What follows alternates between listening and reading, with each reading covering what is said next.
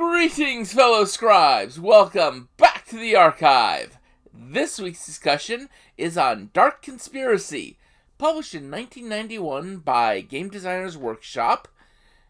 Dark Conspiracy is a mishmash of various genres. It's a little bit of cyberpunk with a world dominated by the corporations. It's a little bit horror with vampires, werewolves, and all those sorts of things out there. It's a little bit post-apocalypse because of all the regions of the world that people don't go into anymore for various reasons. Overall, it's an interesting game, and it was one of the first sort of secret world games out there. The idea of here's what everyone knows, and here's what's really going on. So sit back, relax, and enjoy as this week we talk about the Dark Conspiracy. The world of Dark Conspiracy is divided into two worlds, really. The mundane world, which is what most people know about in it, and then the world that the players, the minion hunters, deal with. The mundane world is gone to hell in a handbasket. There is this big issue going on that there's a global financial collapse called the Greater Depression. As a result of this, governments have pretty much lost the funding to do any of the things that governments normally do. And with the exceptions of military and limited entitlements, governments don't really do much of anything. Corporations have taken over most day-to-day life. People have moved to the cities. A handful of cities have gotten bigger, more sprawling. The cyberpunk megaplexes. And from there, that's where most people live. The rural areas of the heartlands, those are taken over by corporate farms. Massive, sprawling, mostly automated farms that just gather up food to ship it to the cities.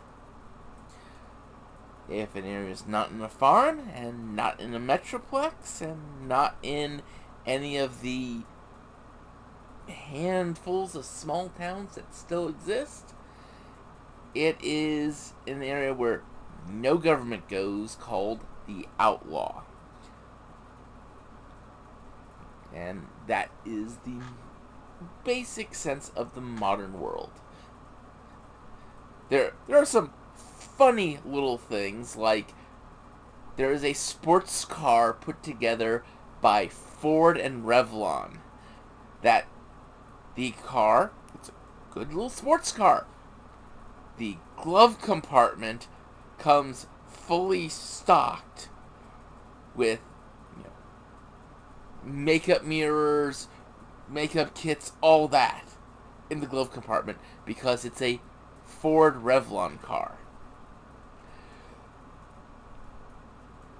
But the part that most people are interested in, most players are interested in, is the secret world. And this starts in 1943. In 1943, a alien exploration vessel arrived in our solar system. And it was woken up automatically. The people in the 4 races in it had launched 1,000 years ago in suspended animation. When the ship detected a planet capable of sustaining life, it automatically woke them up. And they spent time doing their initial surveys. And then nukes went off. And that scared them. because these were peaceful exploration. They had some sidearms for defense against local wildlife, but they had no heavy weapons. Their ship was not made for combat or invasion. It was meant for peaceful exploration. And they felt that if humanity had developed this technology already, it was probably no more than a decade or two before humanity would seek out and destroy them just because it could. Especially when, as they started watching our radio broadcasts, our television broadcasts, they started realizing that humanity as a species was paranoid and xenophobic. So, they got to see all the developments, the atomic tests with no regard to the environment. And that scared them even more. Then in 1947, one of their survey saucers suffered issues and crashed near Corona, New Mexico. The famous Roswell crash. And with that, they realized they had to contact humanity. Now, noting that in this world, the Roswell crash, the aliens were still stored in Wright-Patterson, the wreckage was analyzed, and humanity ended up not really being able to figure much about it. As the book says, they were able to figure out as much about it as if an 18th century scientist had come across the wreckage of a 20th century computer dropped from 20 stories.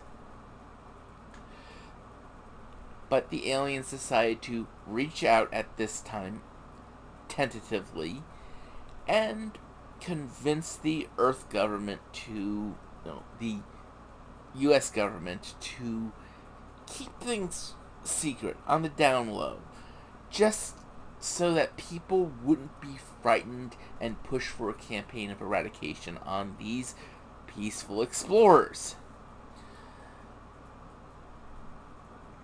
And, this campaign worked well. Until 1983. 1983, the aliens were surveying the Jovian moon Io. And they found archaeological ruins on the moon. And they went down and analyzed them, investigated. And as one of them would put it later, we opened the wrong door. This door was keeping something in.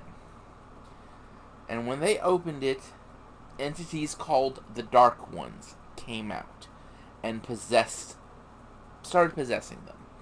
Now, the aliens were used to communicating telepathically, and so this made the process of possessing them easier, because they didn't suspect each other. By the time they figured out what was going on, it had progressed too far for them to stop, and those whose minds were too strong to be dominated, many of them were killed. The survivors have fled to Earth and are at this point in time desperate hunted fugitives, living in small, secluded communities that have sworn to help protect them. Until the fellows who are possessed by the Dark Ones eventually find them and slaughter the community. Maybe even killing the alien. Maybe the alien gets enough time to just get away. But two things happened with the various groups of the aliens. One grouping of them that were possessed went mad. These are the ones who will do the stereotypical, what we make fun of, jokes of anal probing and horrible experiments on humans. The other group are possessed and rational. And this group the Dark Ones pushed to go to sites on Earth and start opening those doors. Now, these various locations on Earth were such that, you know, the psychic impressions of these entities trying to cross over for millennia had left impressions. These impressions are what give us the stories of vampires, werewolves, zombies, etc. When these doors started being opened, these things started coming across into reality, into our world, along with other darker things that came with them. And out of these areas, the areas around these gates, places where dark, sinister things dwell, started to earn a name in the modern world, in the world of this game. Demon Grounds. Because that's what's there.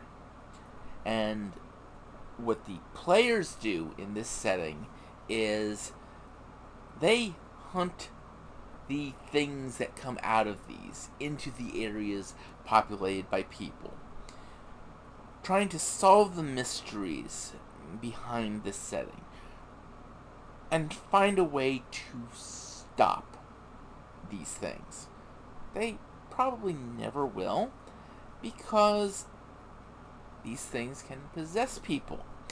And that's where the dark conspiracy in the name comes from.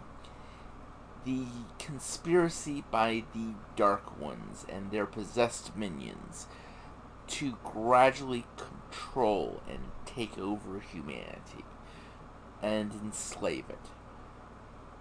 And the players are minion hunters, and their job is to stop this from happening. So, welcome to the world of the Dark Conspiracy. Character generation in Dark Conspiracy is really straightforward. You start off generating your attributes of strength, constitution, agility, intelligence, education, charisma, and empathy. Each of these attributes is determined one of two ways. Either you spend 36 points between them, with empathy costing 2 points per rank, and there being a maximum of 10 in any attribute, or you roll dice. If you choose the die roll method, every attribute other than empathy is determined by 2 dice 6 minus 2, while empathy is 1 dice 6 minus 1. Empathy is the only attribute in either method that is allowed to be 0. In the random method, if you come up with a result of 0 or less, you re-roll it until you get something that's not 0. On top of that, if your attributes in the rolled method total to less than 33, you add points to them until they total 33. From there, you go into your careers. Now, your careers start with your starting age. You start at 17. And each term you spend in a career is 4 years. When you go from a career, you roll after that career, and if the total is greater than the number of careers you have, number of terms you've taken, you keep going. If it is equal to or less than, you stop. Careers are how you get your skills. Each career has a basic set of skills it gives everyone, and then you get to take secondary activities, which pick up a small number of skills each term that way. Some careers prohibit any secondary activities due to various reasons, while others give you more secondary activities. Most careers use your education as how much money you get from that career. Some, though, like gambler, use luck. Medical doctor uses your medicine skill. And you get money each term from your career. And these are what you use to build your equipment over the course of your character's lifetime, because your character did not get all their stuff in one lump sum when they finished their life. They've picked it up over the course of all these years. There are a number of careers, though, that have special rules to them that basically go either you don't gain any money during that time, or everything before then goes away.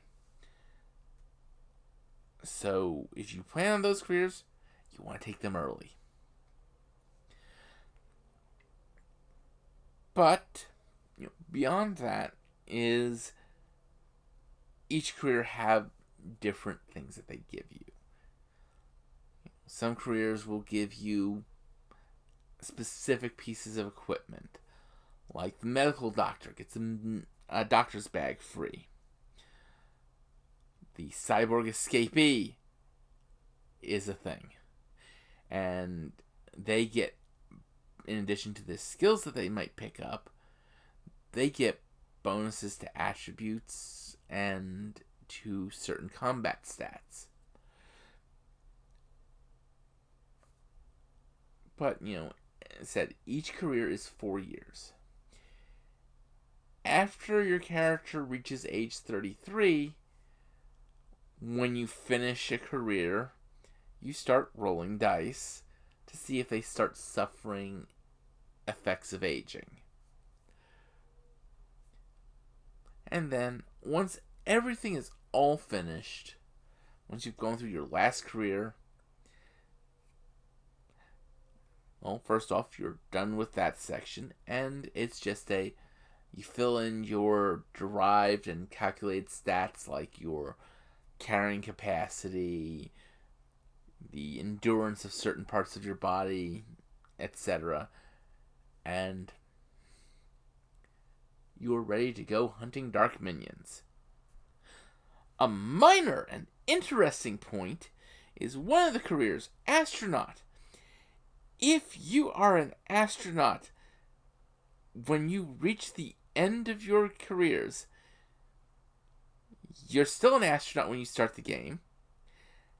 And astronauts are not really people who go up in space anymore, because it has been so backburnered, the space program, that it's pretty much just satellite repair and satellite launching for the corporations. What astronauts are they're NASA investigators now. And if you are an astronaut at the start of the game, you can join the group without any connection whatsoever, because you're following a NASA lead. That was a really neat little special note that I found really attentive. This is a great and fun little game with just little things like that. One thing I've always liked about systems from the mid to late 80s and early 90s is that there was a degree of simplicity to them. I mean, yes, there were systems in these times, such as Rifts, that were greatly complex. But many of the systems were simple and straightforward. And Dark Conspiracies is one of these types of systems. You roll a single die 10. And based on a number determined by the difficulty and your skill or attribute, that determines whether you succeed or not. You roll under that number, you succeed. If you roll over that number, you fail. If you succeed by more than 4 points, you got an outstanding success.